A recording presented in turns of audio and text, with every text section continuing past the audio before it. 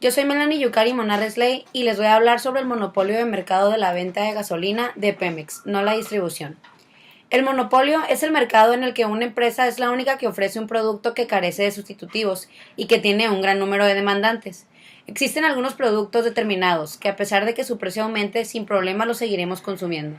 Por ejemplo, siempre decimos que la gasolina en México es muy cara, pero todos estamos dispuestos a consumirla casi sin importar su precio. Por ejemplo, el valor de este combustible fue elevado el 34% para la modalidad supuestamente de mayor calidad, sin que ese factor afectara los niveles de venta de las 11.400 gasolinerías existentes en el país. Y si tomamos en cuenta el potencial existente en el país, es posible que paguemos hasta el triple de su valor con tal de alimentar a los casi 40 millones de vehículos que circulan a lo largo y ancho del territorio nacional. Precisamente ese potencial, colocado casi con letras de oro en la reforma energética, dio paso a la entrada de capital privado a la comercialización de combustibles, un tema tabú hasta hace unos años que le permitió a Pemex constituirse en un monopolio, no solo en la producción de hidrocarburos, sino especialmente en gasolinas y diésel. Cuando menos, desde hace 80 años, varias generaciones de mexicanos no hemos visto en nuestros caminos una marca de energéticos diferente de Pemex, razón por la cual creo que la mayoría de los mexicanos suponemos que el precio al que está siendo ofrecida debería disminuir, ya que es solamente una marca de energéticos, Petróleos Mexicanos. Pero esa historia terminó. Con la apertura económica se rompieron mitos y llegó la competencia. Inclusive, este año ya se establecieron condiciones para que empresas privadas disputen a Pemex el mercado de los combustibles, no solo en términos de calidad, en el servicio, sino que quizá hasta en precio. Recordemos que la Secretaría de Hacienda, en función de la reforma energética, estableció condiciones para que las gasolinas ya no se comercialicen en condiciones monopólicas. Su valor ya puede ser fijado en función de la oferta y la demanda. Las ventajas de la privatización son, primeramente, la gobernabilidad corporativa. La empresa sería como cualquier otra, como un consejo de administración, como los que conocemos en firmas como Grupo Alfa, con una asamblea de accionistas, que daría atrás la intersección política de Pemex con el gobierno en turno. La autonomía financiera.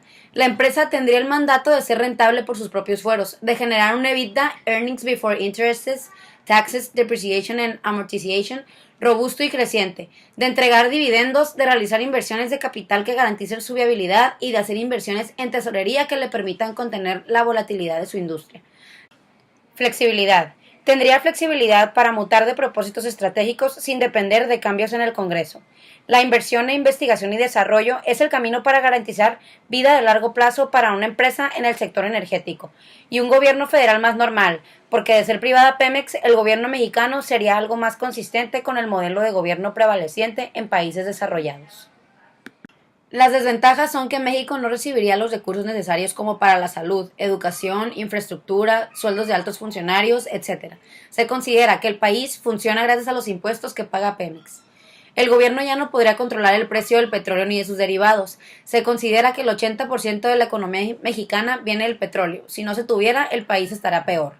Aumento de la debilidad para tomar decisiones internacionales, por quedarse sin elementos de presión que son sus riquezas.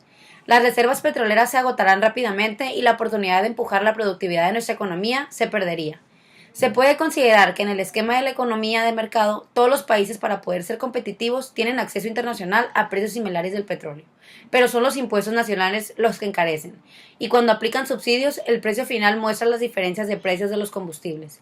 Eso explica que los países más industrializados mantengan precios más altos, mientras que los países más pobres o los países productores y exportadores de petróleo con economías equilibradas mantengan precios significativamente reducidos.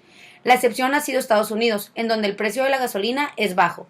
Caso contrario es México, donde la dependencia y la ineficacia de la estructura económica nos colocan en una situación en la que los hidrocarburos que producimos no alcanzan ni para sostener el déficit presupuestal y tenemos que hacer importaciones, no solo de combustibles, sino de marcas y capitales.